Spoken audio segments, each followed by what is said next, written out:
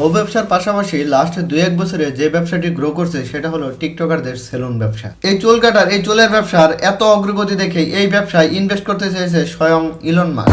তাই আজকের এই ভিডিওতে বাংলাদেশের সবচেয়ে সেরা 4 জন চুলের ব্যবসায়ী মানে সেরা 4 জন নাপিতকে নিয়ে আলোচনা করতে যাচ্ছি। একটা ইনফরমেশন তোমাদেরকে দিয়ে রাখি, এটা কোনো রোস্টিং ভিডিও না, কারণ রোস্টিং করে মানুষের ভালোবাসা পাওয়া যায় না।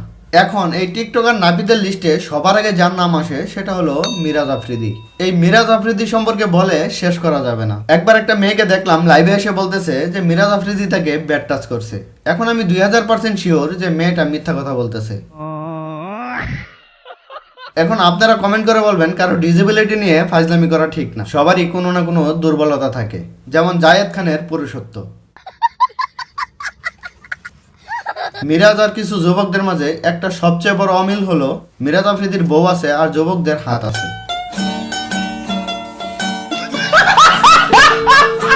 দিন শেষে মিরাজ আফ্রিদি উইনার, কারণ সে সেকেন্ড বিয়ে করে বউয়ের সামনে চোখে আগুন জ্বালিয়ে রাজ করতেছে। আর তুমি তোমার লাইফে কি করতেছো? হ্যাঁ, কোন বালটা ছিটছে এতদিনে?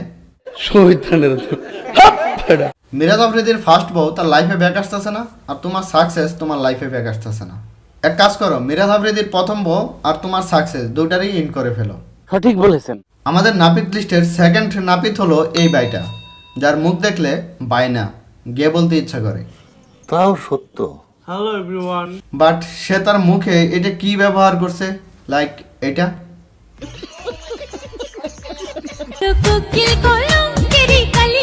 আচ্ছা, এরা এমন ডান্স করে কেন? আমি বলুম না, আমার শরম করে। সেলুন উদ্বোধনের সাথে ডান্সের সম্পর্কটা কি জানি না। আমাদের নাপিত লিস্টের তৃতীয় নাপিত হলো এই মালটা, মানে RX আবির। তার কথা হলো job is a wrong idea. একটা জব সে খুব ভালো করতে পারে, সেটা হলো ব্লো জব, তখন সেটা হয়ে যায় গুড আইডিয়া।